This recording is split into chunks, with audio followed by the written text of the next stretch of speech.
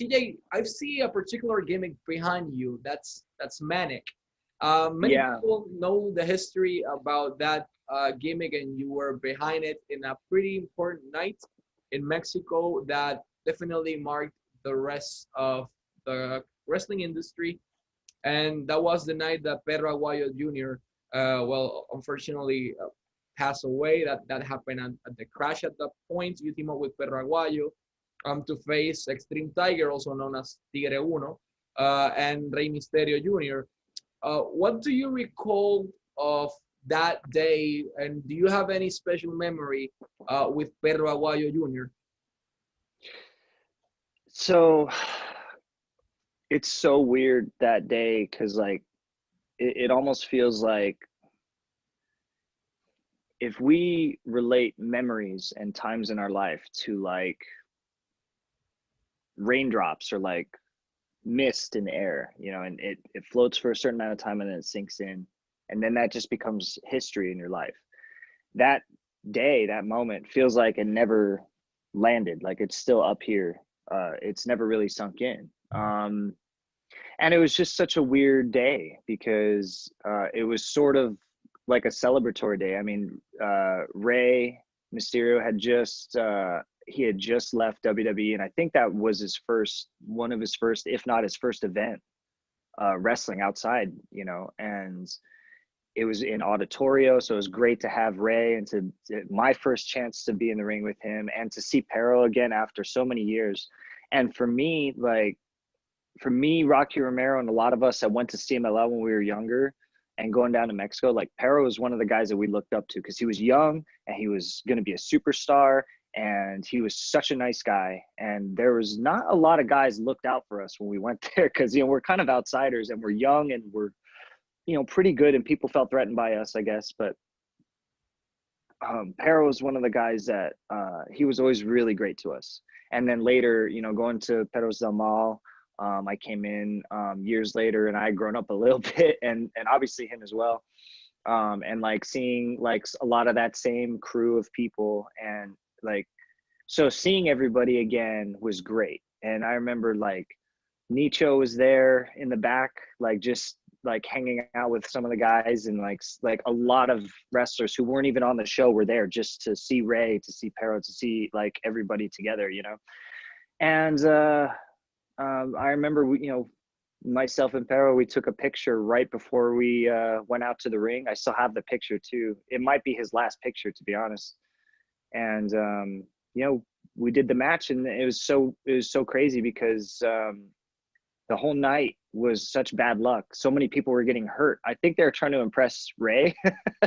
So a lot of guys were getting hurt and they had good medical attention at the arena, but everybody was busy in the back because there was like 2-3 people that were injured. And then obviously the worst was yet to come and it was kind of chaos. And afterward, I remember like my last memories of leaving the arena that night is seeing Rey and saying, okay, we'll catch up and we'll go see Perro in the hospital. And we just figured, you know, maybe he got hurt and it'll be okay, you know? And I mean, we were all leaving the arena in our different cars and stuff. And we all just got calls and stuff and text messages that, you know, we lost him. And so I remember driving because you know I'm in Southern California, so I just drove home that night after we crossed the border, and the entire drive home it just never sunk in. Like it's so crazy that, you know, 1 minute he's there and the next minute you take for granted that what we do is so dangerous. You know, we do it for so long, and I think we get to a point where we're so good at it at times that it just becomes natural. You don't really realize that just one little thing could end it all. And it puts into perspective how dangerous it is because you know, you do it for long enough, you lose sight of it. It just feels like everything was going to be okay. And, you know, it doesn't happen often, but sometimes we're reminded that it won't be.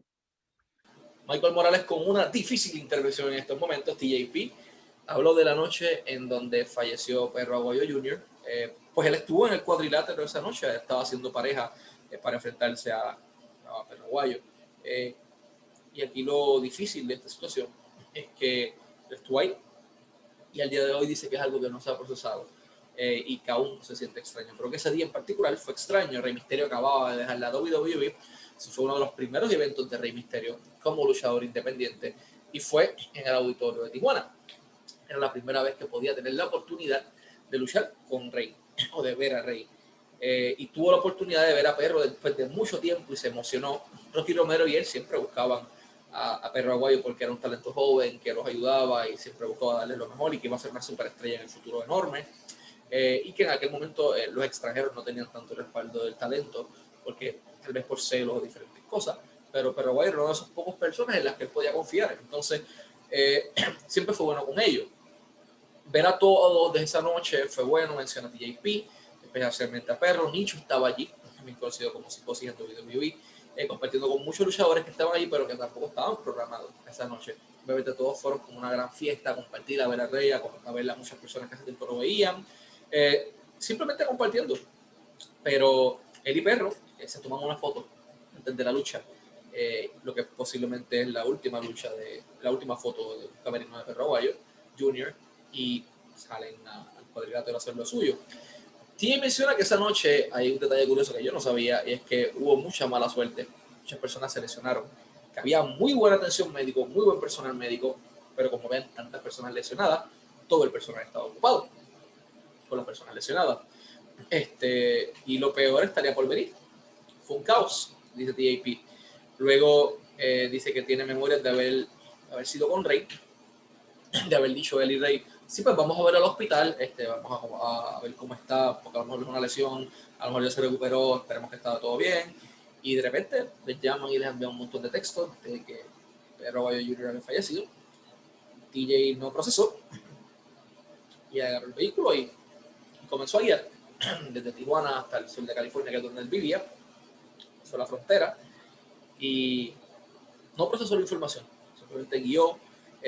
Dice que a veces pasamos por desapercibidos, que lo que estamos haciendo, refiriéndose a ellos, los luchadores, que lo que ellos hacen es algo que puede causarles la muerte, pero lo hacen por tanto tiempo que lo ven como algo normal, pero una cosa pequeña pudiera acabar todo, como lamentablemente fue en aquella fatídica y triste noche que falleció el Perro Aguayo Jr.